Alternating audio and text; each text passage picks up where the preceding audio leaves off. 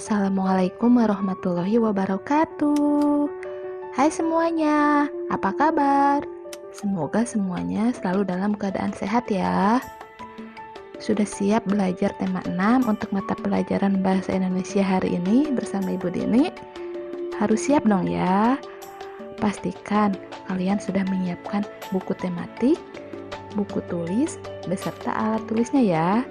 Dan jangan lupa, sebelum belajar, kita berdoa dulu ya, sesuai dengan agama dan keyakinan kita masing-masing. Berdoa dimulai.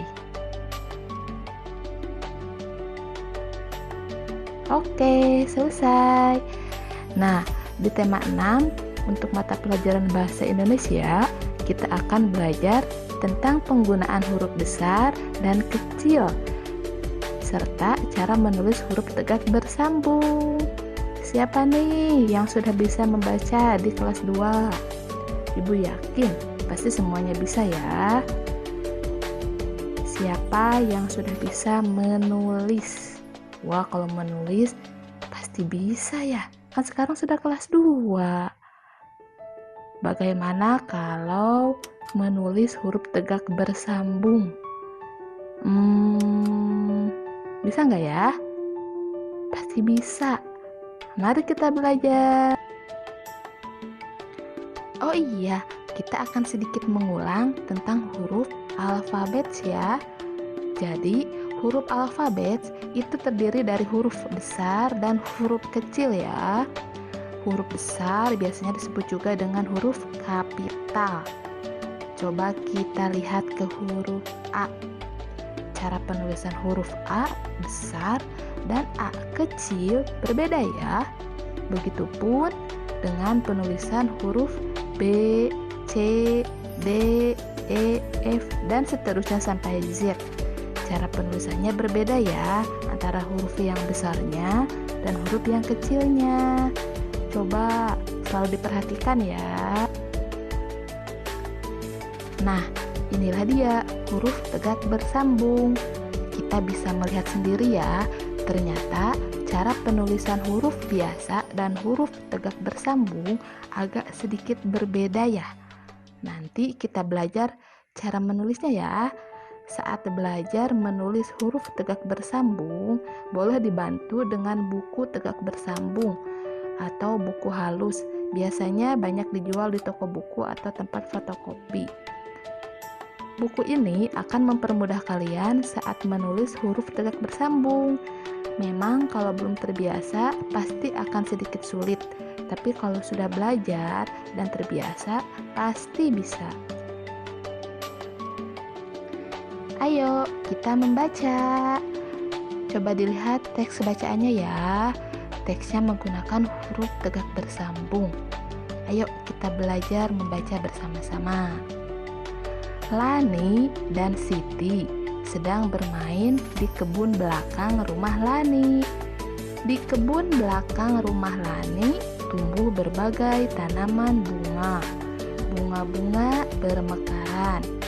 Tampak kupu-kupu terbang ke sana kemari. Nah, sekarang mari kita mencari huruf kapital dari teks bacaan yang sudah tadi kita baca ya. Nih, coba lihat nih, di awal kalimat ada kata Lani. Coba lihat huruf L-nya, L-nya besar atau kecil? Wah, ternyata huruf L-nya besar ya.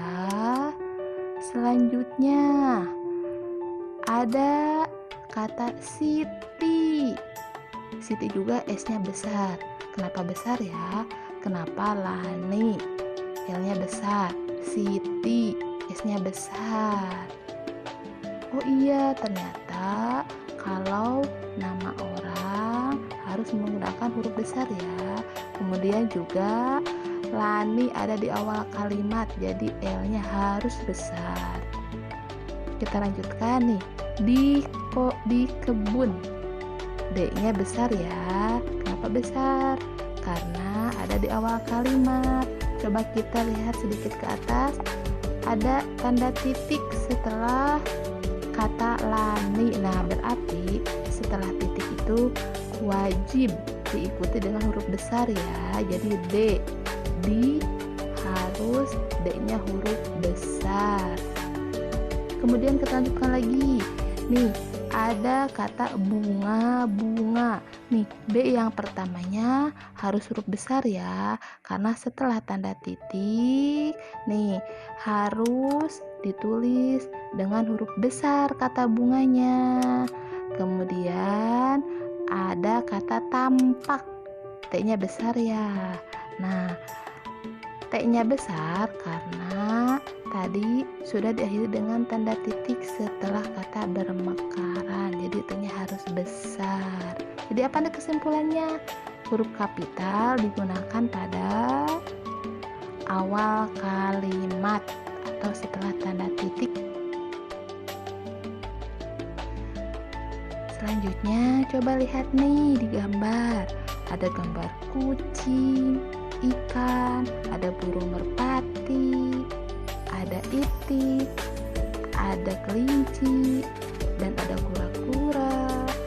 Wah, siapa nih yang di rumahnya mempunyai hewan-hewan tersebut? Nah, berarti kalian sudah mempunyai hewan peliharaan ya di rumah. Nih, coba baca teks di bawahnya. Lani memelihara kelinci.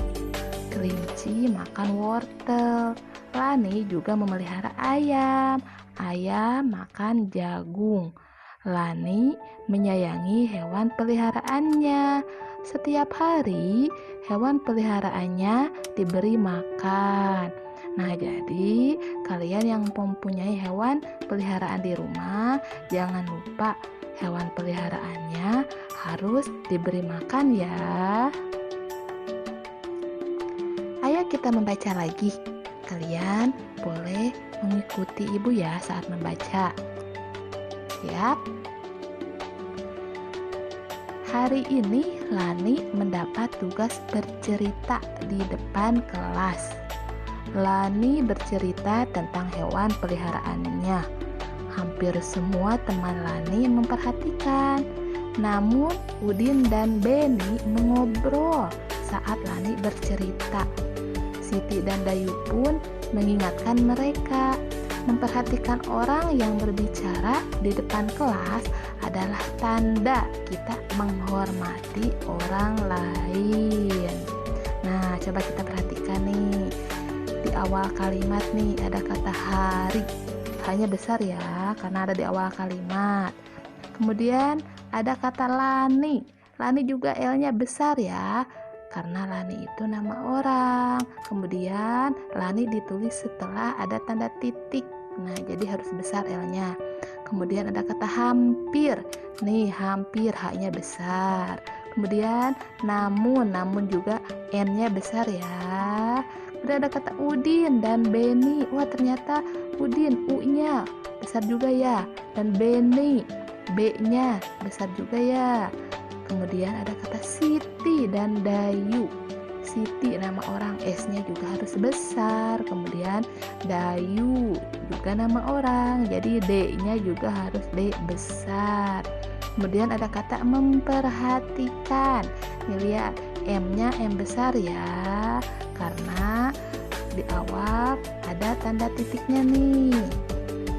Nah, jadi bisa kita simpulkan, selain digunakan pada awal kalimat, nama hari dan nama bulan, huruf kapital juga digunakan ketika menulis nama orang. Jadi kalian harus ingat ya, saat akan menuliskan nama orang atau nama diri sendiri nih, jadi huruf pertamanya harus huruf besar, oke? Ayo kita membaca lagi. Judulnya halaman sekolah Lani. Lani, Udin, dan Beni bersahabat sejak mereka kelas 1. Mereka suka sekali duduk di bawah pohon mangga di halaman sekolah. Pohon mangga itu rindang sekali, sehingga memberikan suasana yang sejuk. Selain pohon mangga, ada jenis tanaman bunga yang ditanam di pinggir pagar sekolah. Setiap hari Senin dan Kamis, anak-anak kelas 5 mendapat giliran menyirami tanaman bunga tersebut. Merawat dan memelihara tanaman di sekitar sekolah merupakan salah satu kewajiban siswa di sekolah Lani. Nah, setelah kita membaca bacaan tadi, sekarang kita simpulkan. Nih, huruf kapital digunakan pada ternyata huruf kapital itu digunakan saat menulis judul juga ya nih, halaman sekolah Lani. H-nya besar untuk halaman, kemudian S-nya juga besar nih untuk sekolah, dan Lani L-nya juga besar juga ya, itu untuk judul. Kemudian juga nih di awal kalimat Lani, L-nya harus besar ya. Kemudian juga ada kata Udin, Beni, U-nya besar ya untuk Udin, dan Beni juga B-nya besar ya karena itu nama orang. Jadi di awal kalimat harus huruf besar atau huruf kapital. Selanjutnya juga setelah tanda titik nih ada kata mereka M-nya besar ya. Kemudian ada kata pohon mangga itu rindang sekali nih, P-nya harus huruf besar. Kemudian selain pohon mangga ada jenis tanaman bunga yang ditanam di pinggir pagar sekolah. Nih kata selain, S-nya juga harus besar ya karena sudah tadi didahului oleh tanda titik.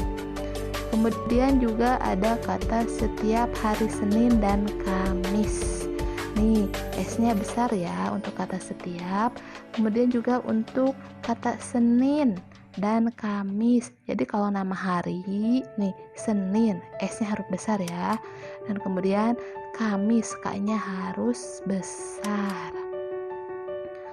Kemudian juga nih ada kata merawat dan memelihara. Kata merawat, M-nya M kapital ya atau besar karena sudah didahului oleh tanda titik nih di awalnya. Kemudian terakhir ada kata Lani lagi, itu pasti huruf besar karena Lani itu nama orang. Kemudian ada pertanyaan lagi nih, tanda titik digunakan untuk, coba kita cari tanda titik dari bacaan tadi di atas. Oh, ternyata tanda titik digunakan untuk mengakhiri sebuah kalimat ya. Oke, sekarang kita akan masuk ke pembahasan terakhir ya tentang kata tanya. Nih, ada contoh di sini. Mengapa tanaman harus diberi pupuk, Ayah? Nih, kata mengapa di sini adalah kata tanya ya. Kemudian lihat, setelah kata ayah diikuti oleh tanda tanya. Jadi yang namanya kata tanya, di akhir kalimatnya harus ada tanda tanya. Kemudian ke contoh kedua, apakah tanaman cukup dipupuk saja, Ayah? Nah, coba lihat kata apakah. Nih, ini termasuk kata tanya ya. Kemudian di akhir kalimatnya harus menggunakan tanda tanya. Kemudian ada contoh terakhir, kapan kita harus menyiram tanaman? Nah, lihat, kata kapan juga ini merupakan kata tanya. Nah, biasanya diakhiri dengan tanda tanya nih di akhirnya. Jadi di akhir kata tanaman harus ada tanda tanya. Nah, sekarang coba kita simpulkan. Jadi, penulisan kalimat tanya biasa diawali dengan kata tanya. Misalnya, mengapa, apakah, kapan. Kemudian, penulisan kalimat tanya selalu diakhiri dengan tanda tanya. Bisa kita lihat dari 3 contoh tadi ya, semuanya di ujung kalimatnya ada tanda tanyanya. Kemudian intonasi dalam kalimat tanya berbeda dengan kalimat pemberitahuan. Nah, di bawahnya lagi nih coba kita lihat. Jadi inilah kata tanya yang biasa kita gunakan dalam kalimat tanya. Ada 5 ya, harus diingat. Ada kata kapan, siapa, mengapa, berapa, dan apa.